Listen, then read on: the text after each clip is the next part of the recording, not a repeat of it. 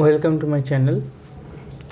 আগের দিন পর্যন্ত আমি অ্যাটমিক স্ট্রাকচার ক্লাস 11-এর বোরের থিওরির থেকে যে পরমাণু ব্যাসার্ধ ক্যালকুলেশন এবং বেগ ক্যালকুলেশন এগুলো দেখিয়েছিলাম। আজকে দেখব যে বোরের থিওরি ইউজ করে কীভাবে আমরা কোনো পরমাণুর ভিতরে কোনো ইলেকট্রনের এনার্জি ক্যালকুলেট করতে পারবো। ঠিক আছে, তাহলে energy of an electron, total energy, TE total এনার্জিকে কী বলবো? This is a sum of potential energy, স্থিতিশক্তি এবং গতিশক্তি, কাইনেটিক এনার্জি। কেই মানে গতিশক্তি, পোটেনশিয়াল পি মানে স্থিতিশক্তি।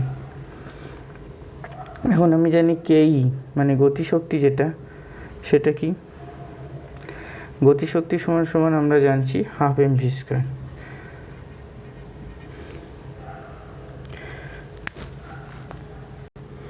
এখানে এবার ভি এর জায়গায় আমি ভি এর মানটা বসিয়ে দেবো। ভি এর মান আগের দিন ক্যালকুলেশন করেছি, দেখতে হবে 2 pi Z square by NH square করে দিলাম।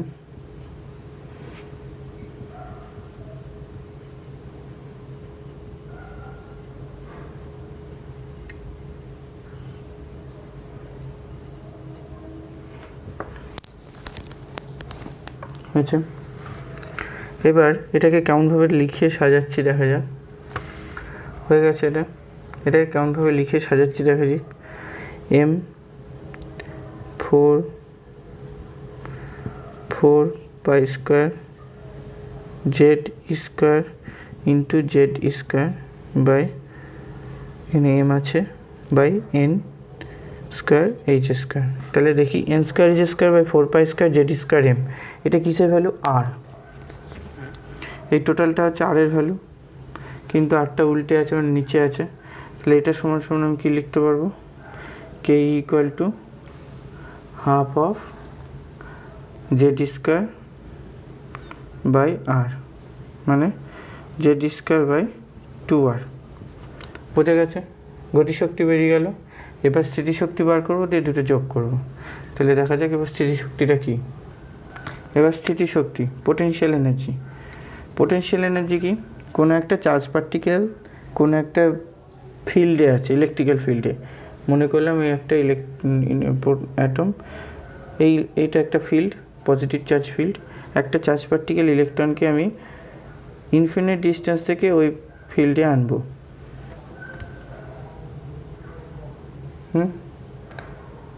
তাহলে যে অ্যামাউন্ট মানে এনার্জি রিলিজ হবে সেটাই হচ্ছে পোটেনশিয়াল এনার্জি। এনার্জি লাগবে বলবো না কেন? কারণ এটা হচ্ছে পজিটিভ চার্জ, এটা নেগেটিভ চার্জ। এনার্জি লাগবে না, এনার্জি আমাকে আলাদা করে বাইরে থেকে ফোর্স দিতে হচ্ছে না।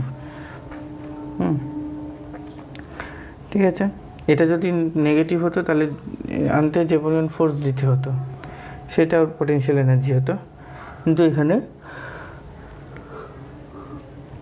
ফোর্স দিতে হচ্ছে না, ওই জন্য নেগেটিভ আসবে পোটেনশিয়াল এনার্জি ভ্যালুটা, নেগেটিভ।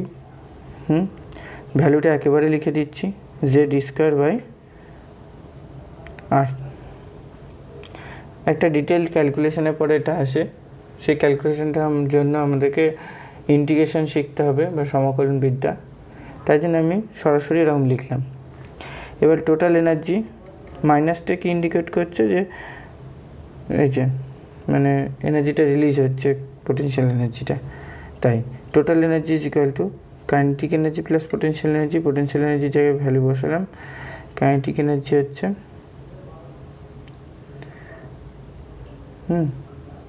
তাহলে কত হচ্ছে? Z square by 2r। তাহলে আলটিমেটলি আসছে জেড স্কোয়ার বাই 2r, সামনে negative. Total energy, this is the expression for total energy.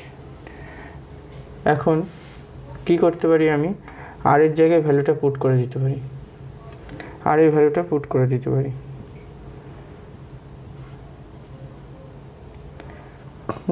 N square H square by 4 pi square Z square M. এবার কাটাকুটি যাবে, টু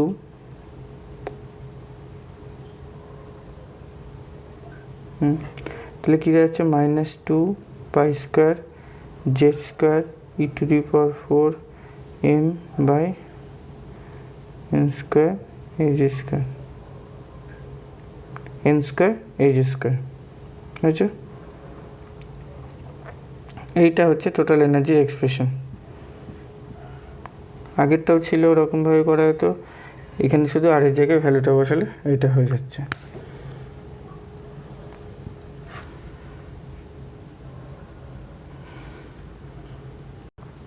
আচ্ছা, এবার তাহলে আমি দেখবো যে এনার্জি এক্সপ্রেশনটা এটা। কোশ্চেন হচ্ছে এই এনার্জি এক্সপ্রেশনের নেগেটিভ সাইনটার সিগনিফিকেন্স কী? What is the significance of this negative signs in the, ঠিক আছে, সিগনিফিকেন্সটা কি in the energy expression? What is the significance of negative sign in the energy expression? সিগনিফিকেন্সটা কি? সিগনিফিকেন্স দেখবো যে আমি এখানে কি দেখছি, এনটা হরে রয়েছে, এন যদি বাড়ে, এন হচ্ছে নাম্বার অফ সেল, এটা যদি বাড়ে তাহলে কি হবে, এনার্জি কমে যাচ্ছে। কিন্তু আমরা কি দেখছি, একটুখানি যদি আমি দেখি যে নিউক্লিয়াসকে সেন্টার করে যে সেলগুলো আছে, যত আমি নিউক্লিয়াস থেকে ডিস্টেন্স বাড়বো বা দূরে যাব, তত কী হবে, energy of the cell increase করে, বেড়ে যায়। যত এখান থেকে এখানে যাব শক্তি বাড়বে। কিন্তু এখানে কি দেখছি যে যত এন বাড়বে তত শক্তি কমবে। ঠিক আছে, তাহলে এই যে ডিসক্রিপেন্সিটা হচ্ছে দুটোতে, এই ভ্যালু, এই থিওরিটিক্যাল লজিকটা একরকম বলছে, এই ভ্যালুটা অন্যরকম আসছে, এইটাকে অ্যাভয়েড করার জন্য বা এটাকে কারেক্ট করার জন্য কি হচ্ছে, এই নেগেটিভ সাইনটা দেওয়া আছে।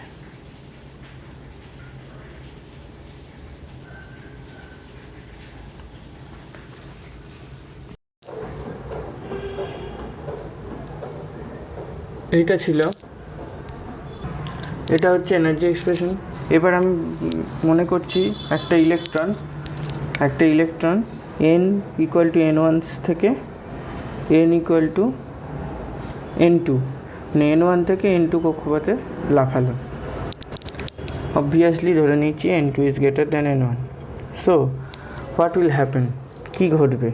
তাহলে ই ওয়ান এনার্জি চেঞ্জটা কত হচ্ছে আমি সেটা দেখছি।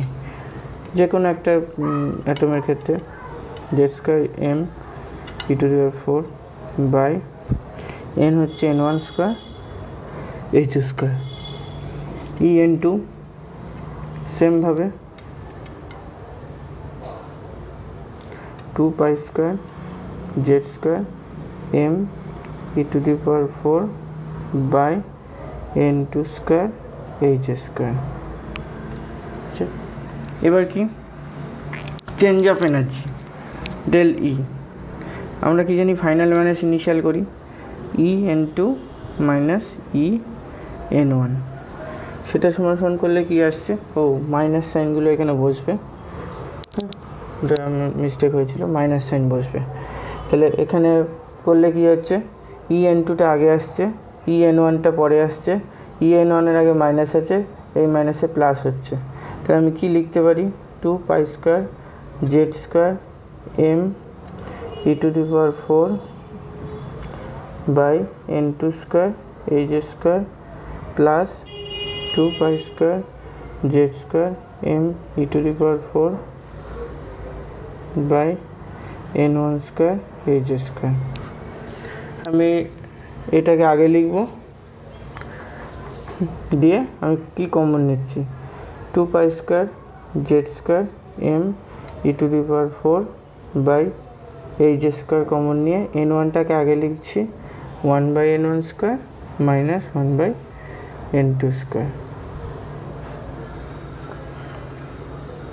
বোঝা গেল এটা? ঠিক আছে,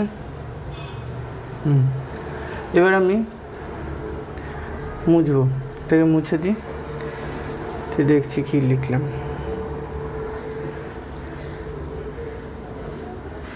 তাহলে এটা কি এসছে, ডেল ই সমান সমান এটা এসছে, তাই তো? del E ইকুয়াল টু আর একবার লিখি 2 পাই square Z square M by H square 1 by n1 square minus 1 by n2 square. এবার আমি ডেল ই ইকুয়াল টু কী জানি, এইচ নিউ জানি তো, প্ল্যাঙ্কের ইকুয়েশন থেকে Max Planck equal to H nu, change of energy equal to H nu. বোরের তত্ত্ব পড়েছি, তাহলে এইচ নিউ বসিয়ে দিলাম। H is the Planck's constant, nu is the frequency. আবার একই জিনিস লিখছি, 2 পাই square Z square e⁴ m by H square 1 by n1 square minus 1 by n2 square. এইচটাকে এখানে নামাবো, নিউ রাখলাম 2 পাই square Z square e⁴ m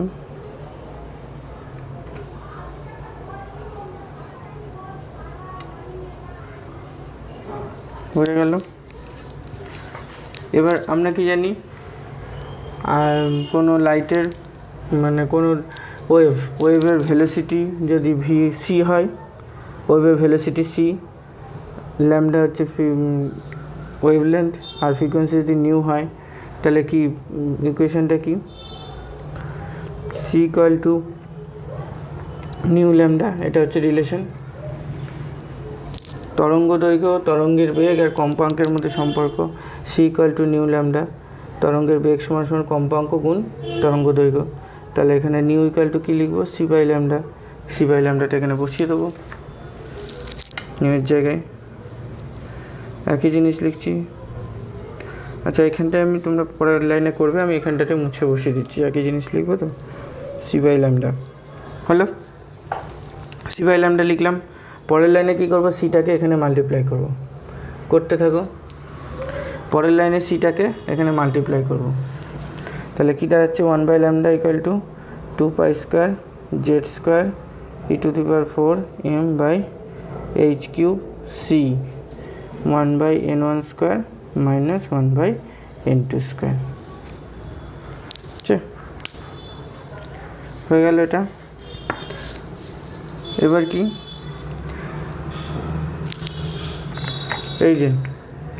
এই যে পার্টটা এলো, এখানে যদি আমরা হাইড্রোজেন অ্যাটম ধরি,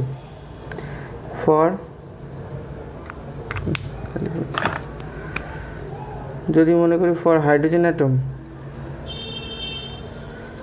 তাহলে কি হবে, জেড ইকুয়াল টু 1, এটা বসাবো, জেড ইকুয়াল টু 1 বসাবো। আর 1 বাই ল্যামডাটাকে বলা হয় actually 1 by lambda, lambda is the wavelength, তরঙ্গ দৈর্ঘ্য, 1 বাই ল্যামডা হচ্ছে তরঙ্গ সংখ্যা। 1 বাই ল্যামডাটাকে বলা হয় তরঙ্গ সংখ্যা, ওয়েভ নাম্বার।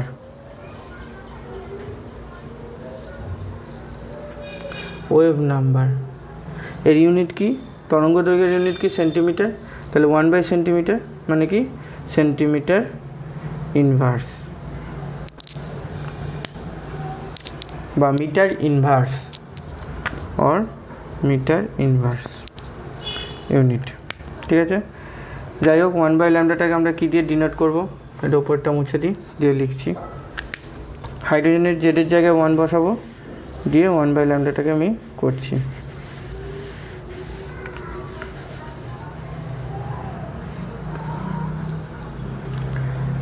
তাহলে জেডের জায়গায় 1 বাই ল্যামডাটাকে ডিনোট করছি ভি বার, এটা হচ্ছে V bar. Wave number 2 pi square e⁴ m by H cube C 1 by n1 square minus 1 by n2 square.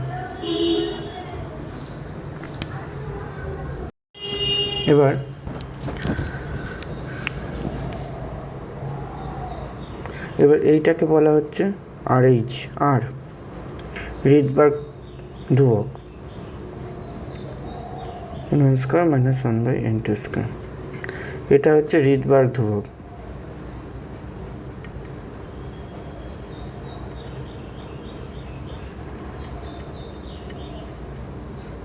এর ভ্যালু হচ্ছে 109,679 সেন্টিমিটার ইনভার্স। যদি সেন্টিমিটার ইনভার্সে করি, দেখো তাহলে এইটা হচ্ছে ইউনিটলেস কোয়ান্টিটি, ইউনিটলেস, তাহলে ভিবারের ইউনিট যা হবে এর ইউনিটও তাই হবে,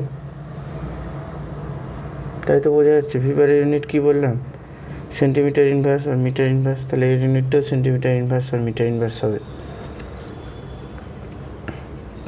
ঠিক আছে, এখন এখন একটা প্রশ্ন জাগতে পারে যে তাহলে কি আমি হাইড্রোজেনের জায়গায় হাইড্রোজেনের জন্য যে ইকুয়াল টু 1 বসালাম, তাহলে কি অন্য অ্যাটমের ক্ষেত্রে অ্যাপ্লাই করতে পারবো না রিডবার্গটা? পারবো। তাহলে আমি এখানে আর ইকুয়াল টু কী দেখছি, 2π² e⁴m বাই h³ c। ঠিক আছে, এখানে কী করেছি, z² ছিল, z² জায়গায় আমি 1 করেছি। ঠিক আছে, এটা দেখছি। তাহলে আমি ভিবারটা কি লিখতে পারি দেখি। আমি যদি ভিবার লিখবো ভাবি অন্য অ্যাটমের জন্য হাইড্রোজেন বাদে, তাহলে আমি কি লিখতে পারি, r into z² 1/n1² minus 1/n2²। এখন z ইকুয়াল টু যখন 1 তখন সেটা hydrogen atom, z equal to 2 helium, যে কোনোভাবে দিতে পারি। তো this is the wave number.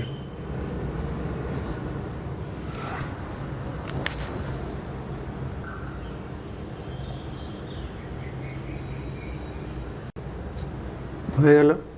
এবার হচ্ছে একটা question, calculate the energy for hydrogen atom for first Bohr orbit. Calculate, কোশ্চেনটা লিখে নিই। এইটা হচ্ছে question, calculate the energy for hydrogen atom for an electron in hydrogen atom for first Bohr orbit. প্রথম Bohr hydrogen অ্যাটমের ক্ষেত্রে একটা ইলেকট্রনের প্রথম বোর কক্ষের শক্তি নির্ণয় করো। আচ্ছা, একটা ইলেকট্রন কথাটা বাদই দিলাম, for hydrogen atom for first Bohr orbit.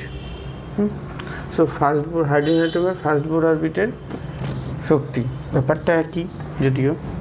তাহলে শক্তিটা কী করে বের করব, এনার্জি ফর্মুলা কি জানি, En is equal to minus 2π² z² e⁴ m by n² h²।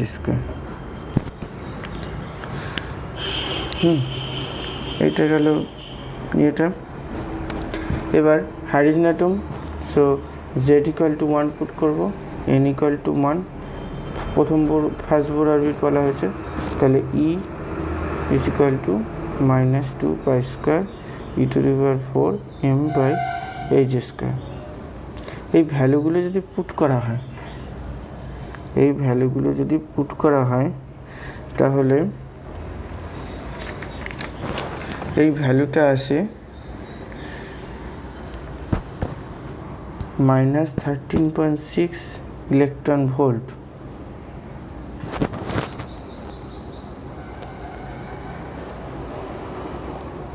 -13.6 electron volt.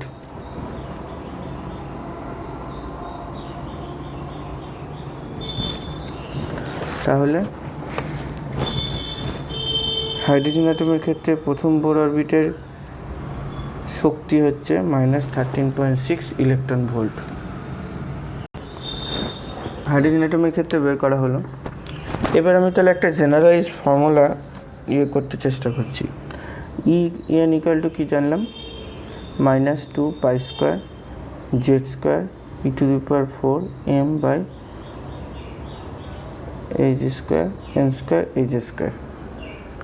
এটা হচ্ছে En হচ্ছে, এটা n-তম কক্ষের শক্তি হাইড্রোজেন পরমাণু, যে কোনো পরমাণু। তাহলে এখন আমি এটাকে এরকমভাবে লিখতে পারি, En ইকুয়াল টু কী লিখতে পারি, 2π² e⁴ m by h² into z² by n²। তাহলে এটাকে কী লিখব, এই ভ্যালুটা একটু আগে ক্যালকুলেশন করে দেখালাম, এই ভ্যালুটা হচ্ছে -13.6, হাইড্রোজেনের ক্ষেত্রে প্রথম বোর অরবিট n=1 z=1, তখন তার ভ্যালু হচ্ছে -13.6। একটু আগে ক্যালকুলেশন করে দেখালাম, দেখে নেবে, মানে ক্যালকুলেশন করে দেখাইনি, ভ্যালুগুলো পুট হলে এটা হবে সেরকম বললাম। তাহলে এইটা এনার্জি যে কোনো অ্যাটমের ক্ষেত্রে এই ফর্মুলাটা ফেললে এত ইলেকট্রন ভোল্ট বেরিয়ে যাবে এনার্জি, যে কোনো অ্যাটমের ক্ষেত্রে। জেড আর এন আলাদা আলাদা আছে, হাইড্রোজেন বসাতে পারি, হিলিয়াম প্লাস বসাতে পারি, লিথিয়াম 2+, যার হোক।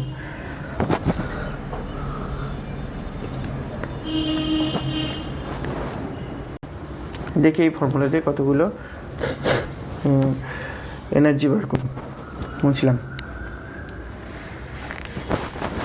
তাহলে ফর্মুলাটা কি হলো, এবার আমি কি করবো, হাইড্রোজেন অ্যাটমের সেকেন্ড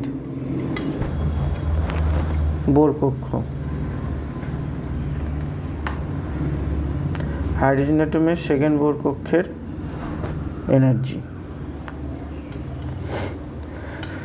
অ্যাকচুয়ালি বেঙ্গলিতে লিখি বা ইংলিশে লিখি, ল্যাঙ্গুয়েজটা কোনো ফ্যাক্টর না এখানে, কারণ আমাকে কনসেপ্টটা মাথায় আসলেই হলো। ল্যাঙ্গুয়েজ বা বই যেটা লিখবো, যেটা নোট করব, সেগুলো আমরা বই থেকে পেয়ে যাবো, একটা টেক্সট বই হলেই আমি বই থেকে পেয়ে যাব। কিন্তু অ্যাকচুয়াল বিষয় হচ্ছে আমার কনসেপ্টটা, ওটা টেক্সট বই পড়ে অনেক সময় বোঝাটা নাও যেতে পারে, সবারই পক্ষে বোঝা সম্ভব নাও হতে পারে, ঠিক আছে। হাইড্রোজেন অ্যাটমের সেকেন্ড বোর কক্ষের এনার্জি ক্যালকুলেশন করতে হবে, বোর অরবিটে এনার্জি। তাহলে সেকেন্ড বোর অরবিটে এনার্জি, তাহলে এন আমরা কি জানি, -13.6 ইন্টু z²/n²। তাহলে -13.6 ইন্টু জেড কত, হাইড্রোজেন অ্যাটমের ক্ষেত্রে 1, এন কত 2, z1 n2, তাহলে কত হচ্ছে -13.6/4, ভ্যালুটা কত হচ্ছে মোটামুটি 13.6/4, এটা ক্যালকুলেশন করে আসছে -3.4 ইলেকট্রন ভোল্ট, ঠিক আছে। তো সেকেন্ড বোর কক্ষ এনার্জি E2, সেকেন্ড বোর কক্ষ ফর হাইড্রোজেন অ্যাটম -3.4। এবার দেখি থার্ড বোর কক্ষ, কেন করছি বলছি এগুলো। থার্ড বোর কক্ষ এনার্জি E3, করো তোমরা ক্যালকুলেশন। 13.6 ইন্টু কী করবো, z² মানে 1, আর n মানে n² মানে থার্ড বোর কক্ষ 3 বোঝা গেল। z²/n² ছিল, z= হাইড্রোজেন অ্যাটমের ক্ষেত্রে 1, আর n হচ্ছে 3 থার্ড বোর কক্ষ, তাহলে -13.6/9। এই ক্যালকুলেশনটা করতে হবে, মোটামুটি এটা আসবে 1.5 মতো, এত electron volt, approximately 1.5 volt, 5 electron volt, বুঝছে। তারপর যদি আমি ফোর্থ করি, এই কোশ্চেনের অ্যান্সারটা এইখানটাই শেষ হয়ে গেছে। সেকেন্ড বোর অরবিটের এনার্জি বলেছিল, ওটা এখানে শেষ হয়ে গেছে। তো আমি ফোর্থ বোর অরবিট, এমনি থার্ড ফোর্থ হাইড্রোজেন অ্যাটমের ক্ষেত্রে করে দেখছি, একটা উদ্দেশ্য আছে সেটার জন্য। E4 -13.6 ইন্টু 1/, হাইড্রোজেন অ্যাটমের ক্ষেত্রে z=1, এই ফর্মুলায় ফেলছি, z=1, n=4, -13.6/16 কত হচ্ছে, এটা দেখি এবার কত হচ্ছে ক্যালকুলেশন করে। এটা তাহলে কত হবে, পয়েন্ট, এটা আগেরটাও মাইনাস হবে, হ্যাঁ, 85 ইলেকট্রন ভোল্ট, -0.85 ইলেকট্রন ভোল্ট। তাহলে এইগুলো থেকে আমরা কি দেখতে পাচ্ছি যে প্রথমে ছিল ফার্স্ট বোর অরবিটের ক্ষেত্রে কত ছিল, তো এই যে ক্ষেত্রে ক্যালকুলেশন করা হয়ে গেছে সবারই, লাস্টেরটা দেখা যাচ্ছে। দেখা যাচ্ছে সব লাস্টেরটা। এবার আমি একটু মুছবো। তাহলে ফার্স্ট বোর অরবিটের ক্ষেত্রে কী ছিল, আমি ভ্যালুগুলো সব মুছে দিলাম। ফার্স্ট বোর অরবিটের ক্ষেত্রে এনার্জিটা ছিল -13.6 ইলেকট্রন ভোল্ট। সেকেন্ড বোর অরবিটের ক্ষেত্রে এনার্জি কত এসছে, এই যে -3.4 3.4 মানে অনেকটা -3.4 ইলেকট্রন ভোল্ট। থার্ড বোর অরবিটের ক্ষেত্রে এসছে 1.5 ইলেকট্রন ভোল্ট। তারপরে এসছে 0.85 -0.85 ইলেকট্রন ভোল্ট। তাহলে এখানে আমি কি দেখতে পাচ্ছি, আমি যদি ফিফথ বোর অরবিট বার করি সেখানেও দেখব। তাহলে বার করা যাক ফিফথ বোর অরবিট। E5 এর জন্য কত হবে, -13.6/25। চট করে ক্যালকুলেশনটা করে ফেলো, কত হচ্ছে, 25 দিয়ে ডিভাইড করো, কত আছে, -0.544 ইলেকট্রন ভোল্ট। তাহলে এটার জন্য কত আসছে, -0.544 ইলেকট্রন ভোল্ট।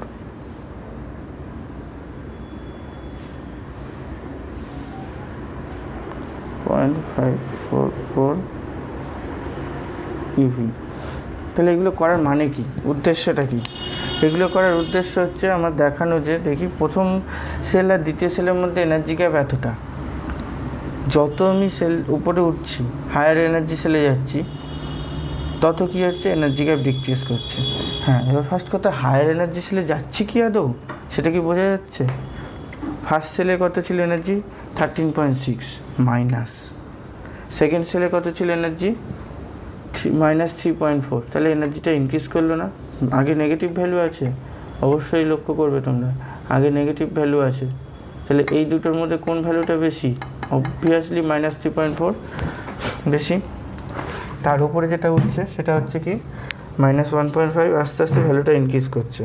তাহলে একটা বিষয় লক্ষ্য করা যে যত আমরা হায়ার এনার্জি সেলে যাচ্ছি, নিউক্লিয়াস থেকে দূরে যাচ্ছি, তত কী হচ্ছে, এনার্জি মানে অরবিটগুলো যেগুলো প্রেজেন্ট আছে তাদের এনার্জি গ্যাপ আস্তে আস্তে কমছে, মানে অরবিটগুলো ক্লোজলি স্পেসড আসছে, অরবিটগুলো বা কক্ষপথগুলো আস্তে আস্তে গায়ে গায়ে আসছে, তাদের মধ্যে গ্যাপটা কমছে।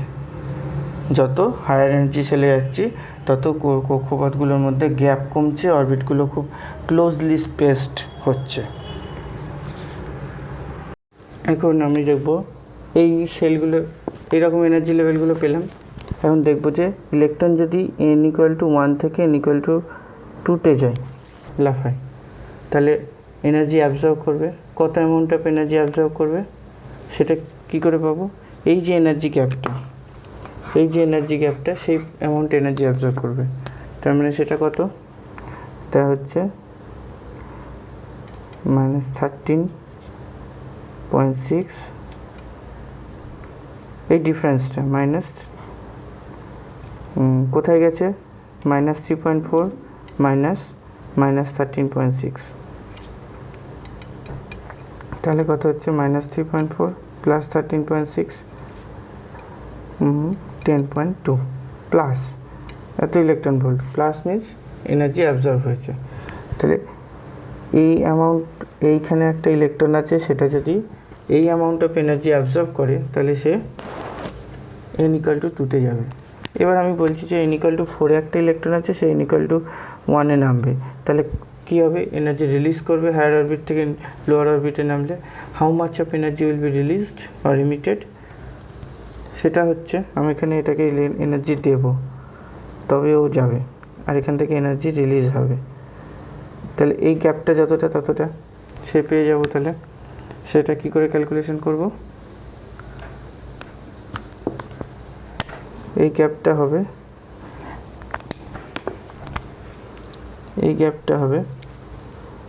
কোথায় ফাইনাল, -13.6 ফাইনাল, -0.85,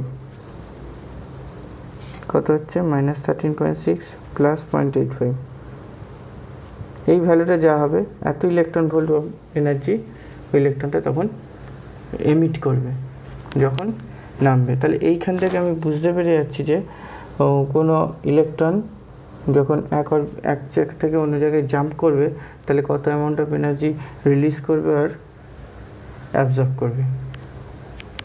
ঠিক আছে, আজকের জন্য মোটামুটি এইটুকু। ভিডিওটা ভালো করে দেখো, ভালো করে নোট করো, ভালো করে পড়ো। ঠিক আছে।